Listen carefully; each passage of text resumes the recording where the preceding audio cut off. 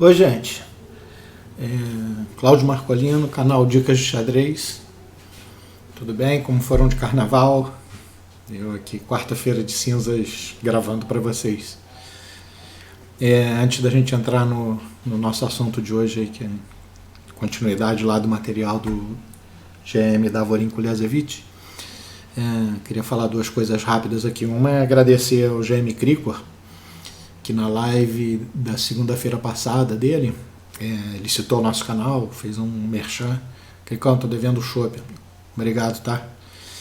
Com relação a essa live também, acho que no meu vídeo passado eu coloquei o endereço do canal do Crico. No vídeo passado tem um material fabuloso que ele analisa a partida dele com o Caruana. Ele ficou semi-ganho, até ganho alguma hora, parece, num evento online, né? Evento do chess.com, a equipe brasileira São Paulo Capibaras, que eu tive a felicidade de jogar na equipe ano passado. E já estamos na fase adiantada aí. A equipe brasileira foi, acho que Crico, Rafael, Deitão, Fier e Sup, contra a equipe americana mega forte aí, né? Sou, Nakamura, Caruana. E a partida do Krikor com Caruana vale a pena olhar os comentários do Krikor. Outra coisa que eu queria falar, tô sempre falando de canais aí, canais parceiros, ou canais que têm a mesma ideia da gente aí de divulgar o xadrez, é o canal do Gerson Pérez Batista, de São Sebastião do Paraíso. Aí embaixo aí no vídeo tá o link para o canal do CXOL, Clube Xadrez Online. Tem muita coisa, material à venda, material de graça. O Gerson está sempre fazendo promoções no canal, tem um grupo no WhatsApp que a gente participa. Entrem aí, o Gerson está sempre promovendo torneios com prêmios, ele tem muitos vídeos, material bastante bacana lá no CXOL. E outra coisa aí, relembrando o Gerson aí, é o clube de São Sebastião do Paraíso. É um exemplo aí para muita gente, assim, um clube muito bacana, muito organizado. Não é à toa que eles conseguiram criar um GM, né? O Evandro Barbosa é de São Sebastião do Paraíso. Eu lembro que acho que foi em 2016, né? Começo de 2016, quando o Evandro conseguiu a terceira norma, eu me lembro que eu mandei parabéns pro Evandro e mandei parabéns pro Gerson também lá. Parabéns para ele, extensivo à galera lá de São Sebastião que trabalha duro. O clube vocês entrando aí no canal, entrando no Facebook, eles transmitem torneios em tempo real, assim, um clube lindíssimo. Eu estou devendo a visita, já sem vou aparecer para o café e espero você aqui em Petrópolis também para a gente tomar um café, tomar uma cerveja, almoçar, o que o senhor quiser, vou estar à disposição do senhor, tá bom, amigo? Entrem lá no canal do Gerson, CXOL, prestigiem o CXSSP, São Sebastião do Paraíso. Muito material bacana e os parabéns aí ao clube, né? O jeito que eles criaram um clube sensacional, né? É aquilo, né? Trabalhando funciona, não trabalhando não funciona. É assim, né? Tem milho, tem pipoca. Não tem milho, não tem pipoca. Não, a gente não pode administrar o clube esperando que alguém vai bater lá na porta, sei lá, imagina. Carlsen vai bater na porta do seu clube, vem dar uma simultânea. Não, tem que trabalhar, tem que correr atrás, tem que... Bem, tá bom? Então, Krikor, Gerson, obrigado, um abraço. Merchan feito. Tá, então, dando continuidade ao material, análise, né, o resumo do material do Kuliasevic, né? Aquele make desenho, mapa mental que a gente fez. Aqui nesse cantinho de cá, ó, tá vendo? A gente tratou no vídeo anterior de trocas de peças erradas, né? Então a gente estaria falando aqui de decisões estratégicas erradas. Então primeiro vídeo a gente tratou de trocas de peças erradas e hoje a gente vai tratar de simplificações erradas. O termo simplificação nesse contexto que a gente está falando vem de uma teoria secular, né, do Capablanca, que é a teoria da simplificação. O que a gente não pode fazer é usar isso de um jeito muito dogmático e trocar as peças apenas por causa da teoria da simplificação. A teoria da simplificação é razoavelmente simples. Se você tem vantagem, a princípio vantagem material, mas se você tem alguma vantagem, troque as peças que vai ser mais fácil você realizar essa vantagem. A gente usa isso às vezes de um jeito, como eu falei, dogmático e exagerado. E isso tudo, como teoria, como tese, é muito válido, mas acho que a gente pode colocar alguns adendos à teoria. Troque as peças, se você tem vantagem, desde que após a troca a posição seja mais fácil de você manusear, mais fácil de você ganhar. Então, muitas vezes, eu vou mostrar um exemplo meu aqui que eu erro 2 vezes usando essa ideia de simplificação e a posição resultante é pior do que eu estava antes, né? Então, a gente tem que usar sempre essa teoria da simplificação, mas... Perdão, estou com garganta ruim aqui. Carnaval caseiro com garganta ruim. Então, como eu estava falando, a teoria da simplificação a gente deve usar desde que, como eu falei, né, no final, depois dessa simplificação, no final da linha que simplifica, eu tenha mais facilidade de lidar com a posição e não perca parte da vantagem que eu tenho. Então, vou mostrar um exemplo aí que é do material do Kuliasevich, partidas de alunos, né, como eu falei, ele analisa mais de 100 partidas e essa aí é uma delas. Então vamos olhar rapidamente aí o que está acontecendo. Se a gente olhar essa posição, do ponto de vista estratégico, as negras têm alguma vantagem de espaço. Acho que talvez a vantagem mais clara aí que as negras têm é o peão de E2 das brancas. Esse peão está numa coluna semi-aberta. Esse peão tende a ser uma fraqueza. Mas assim, a vantagem é pequena.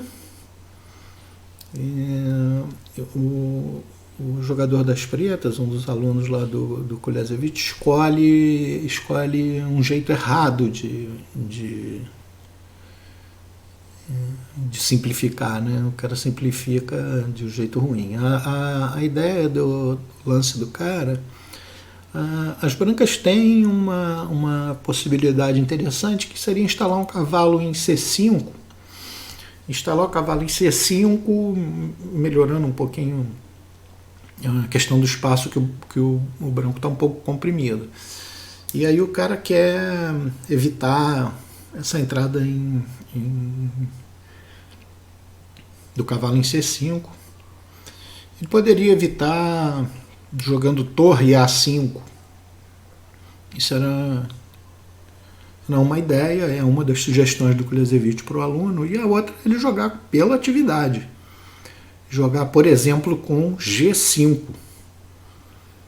G5 tirando o bispo de F4, o bispo tem que ir para E2. Então vamos dar uma olhadinha aí na posição. Essa posição aí é as possíveis sugestões da torre A5, controlando essa entrada do cavalo. E devagarzinho melhorando as peças do branco. A torre pode vir para essa casa bater no peão de B2, né? Vir para B5 e bater no peão de B2. Essa casa agora está super controlada. Uma outra possibilidade também proposta pelo Kuliasevich é jogar G5 pela atividade das peças, né? E aí o bispo tem que ir para D2, e aí melhora o bispo dele, super controle em C5 de novo. Por exemplo, se entrar em C5 agora, toma e o bispo vai para E5 com um par de bispos gigante aí das brancas, né? E aí passa mais pela questão de iniciativa e estrutura de peões melhor. O peão de E2 lá continua com aquele probleminha e o preto aqui está super bem. E aqui o que o nosso amigo faz é jogar esse dama A5, que é ruim. Então, assim, é uma simplificação errada. Então, tá trocando as damas, facilita as brancas jogar essa posição ligeiramente inferior, sem muitos problemas aí para as brancas depois que trocam as damas, né? Bispo D2, ganha um tempo lá na A, torre B, cavalo B4, o cavalo virou um monstro ali em B4, né? O cavalo branco. E essa posição, apesar do peão de E2 ainda ter aquele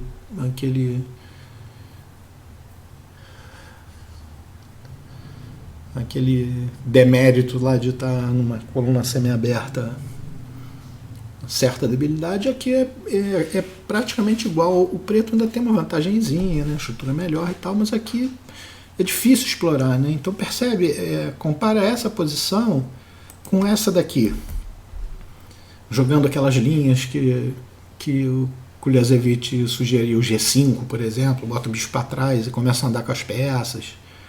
O cavalo E5 vai entrar, vai ceder a casa E5, né? O bispo preto iria D6 e depois E5.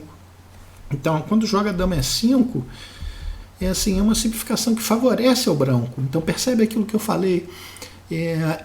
A simplificação é muito boa quando a sua posição, após a simplificação, te favorece. Fica mais fácil para você realizar a sua vantagem, pequena que seja, como essa vantagem que o preto teria aqui, antes de trocar as damas. E aqui a posição, se eu tinha uma vantagem tal, a vantagem aqui é menor.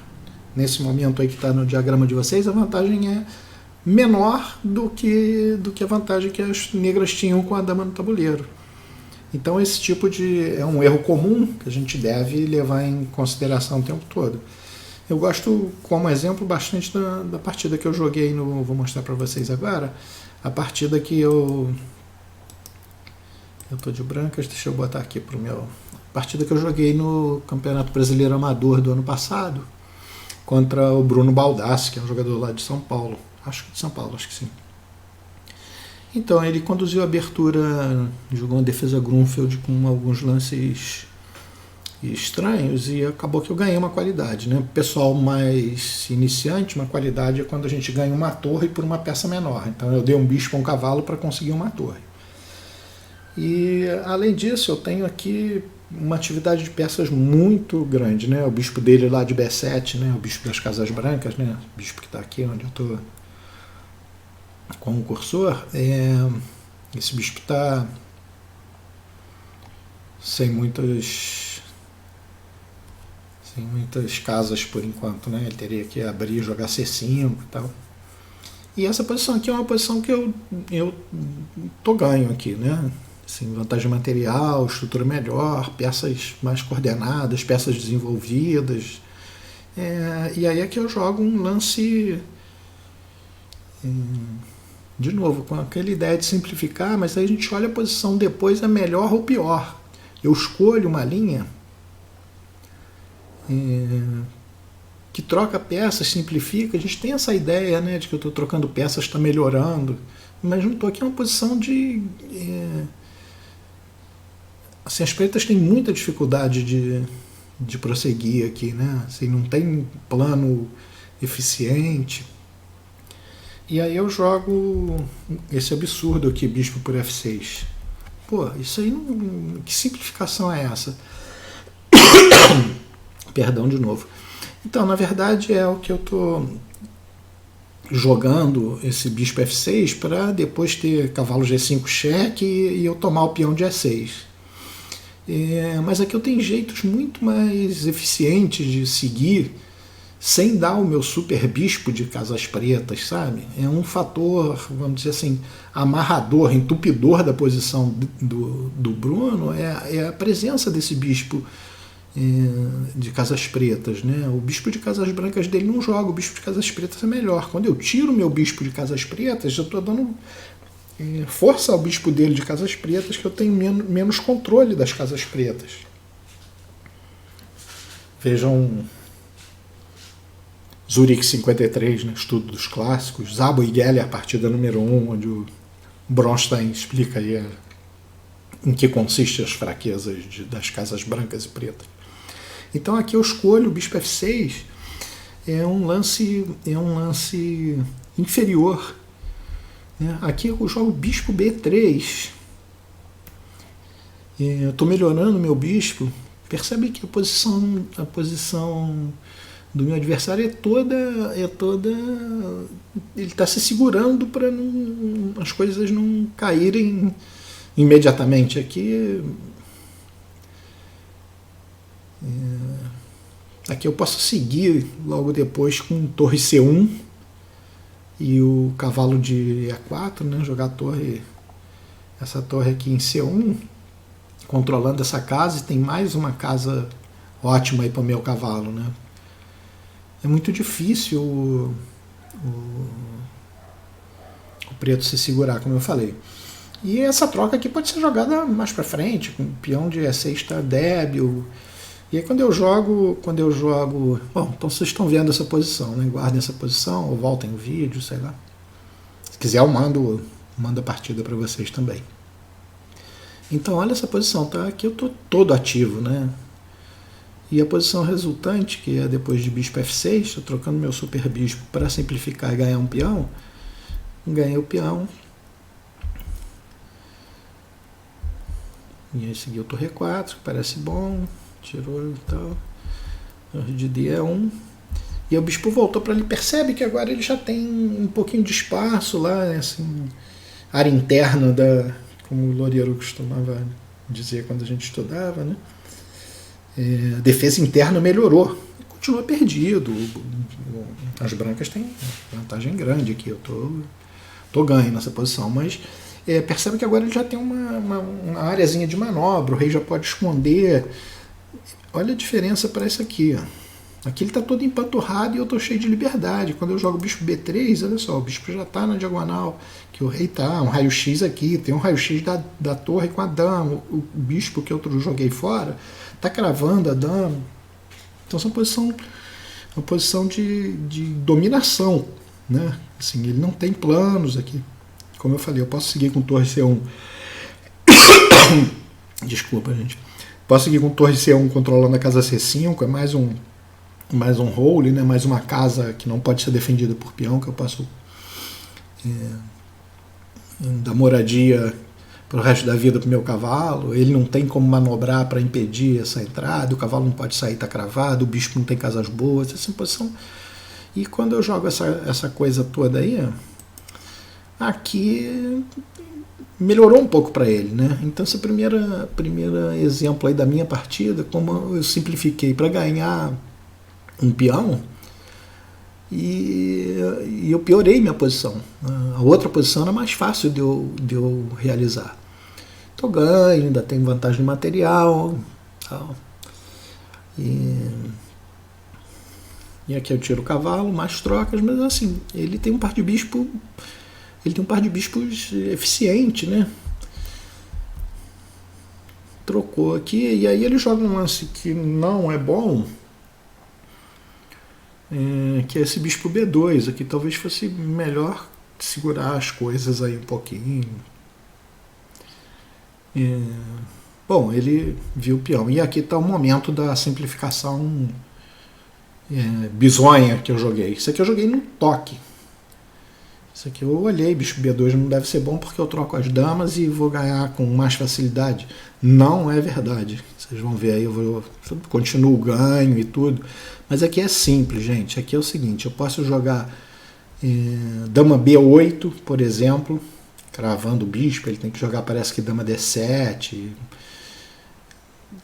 alguma coisa assim. Dama B7, trocando as damas numa situação pior para ele. Talvez dama D6 aqui, olha, jogando essa dama para cá. Aqui ele está numa posição triste, né? O peão C está caindo, quando o bispo sai, a torre está entrando em E7. Aqui então, olha só esse tipo de posição aqui. Aqui eu tô bem ganho e devo ganhar com um ataque. Vou ganhar com a dama, a torre entrando, o bispo entrando, e vou ganhar com ataque.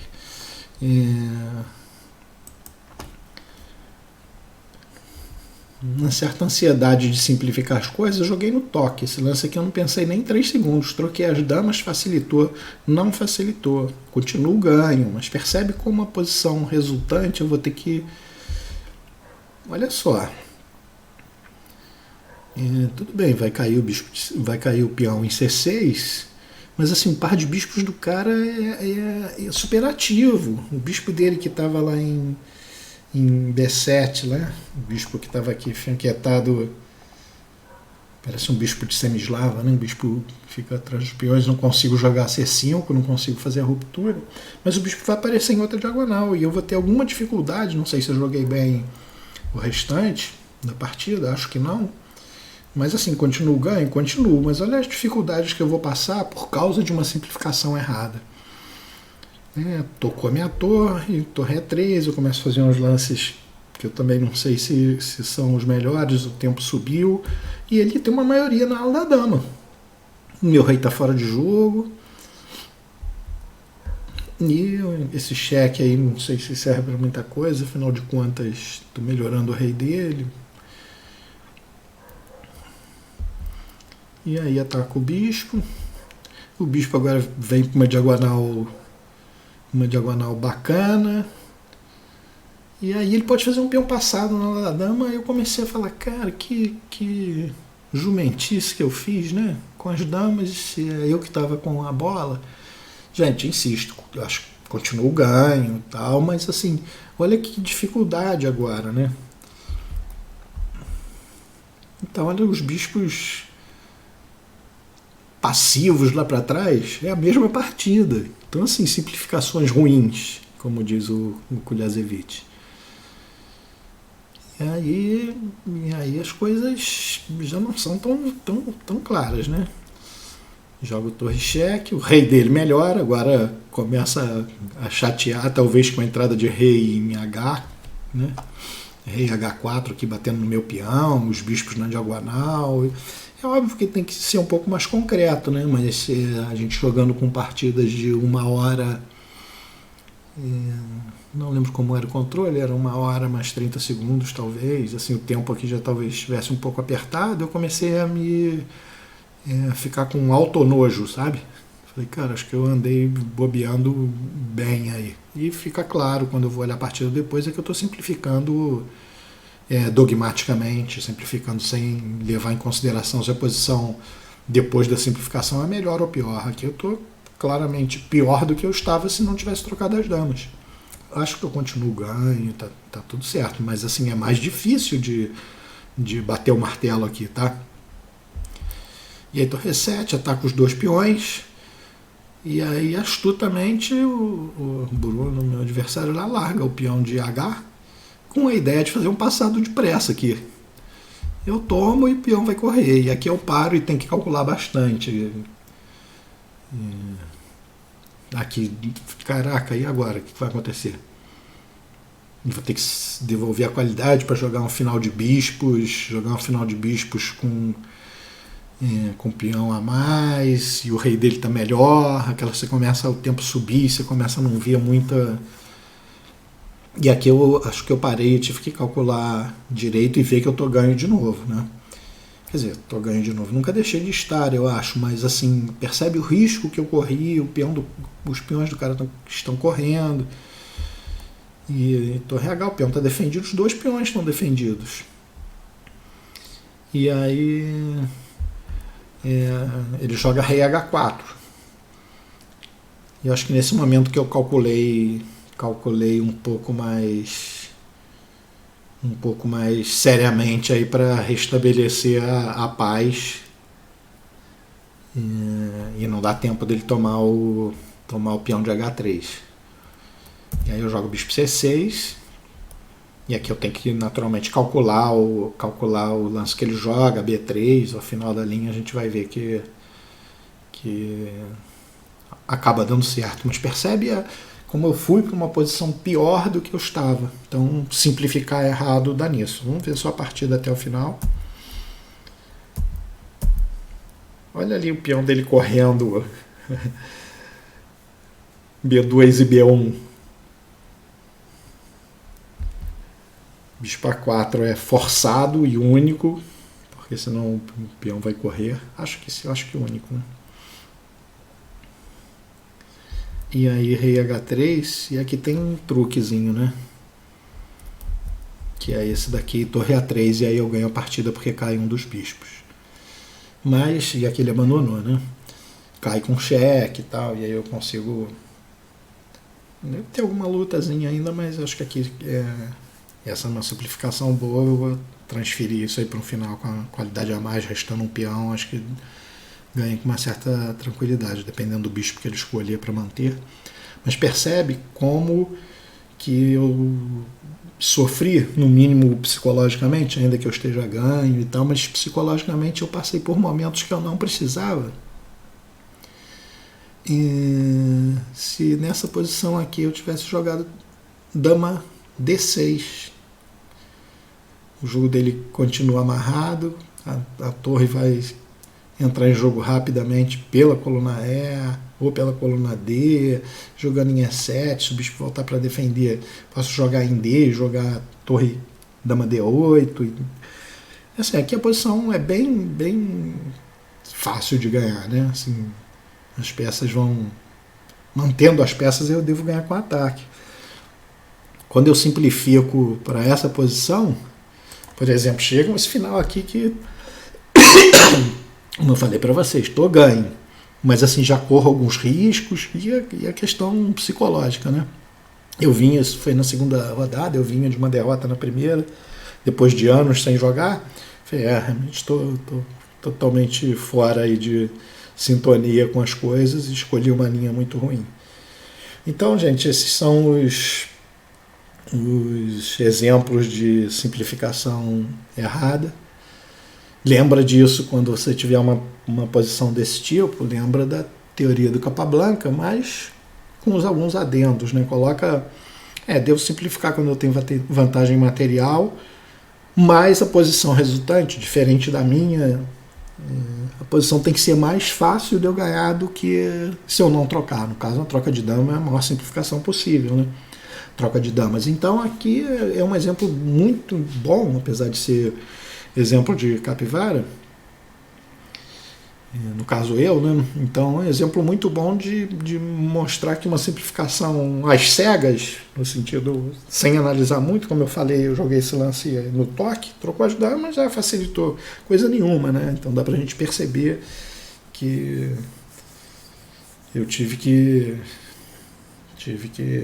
jogar alguns lances, e depois que eu ganhei a qualidade fiquei jogando meio sem calcular e tal, eu tive que calcular um pouquinho aí e ver que eu tô ganho, tive que, digamos, jogar de novo a partida, né? Tá bom? Então, gente, por favor, críticas, dúvidas, sugestões, vamos dar continuidade a esse material aí do Kuliasevich. Como eu falei, dicas, críticas, sugestões, quiser escrever só para falar oi, também gosto. Pode escrever aí à vontade. marcolino@dicasdexadrez.com.br. Se inscreve no canal, dá o like no vídeo. Daqui a pouco tem mais coisas. Tá bom? Gente, obrigado mais uma vez O canal só existe porque vocês estão aí e façam contato sempre. Tá bom? Abração, obrigado.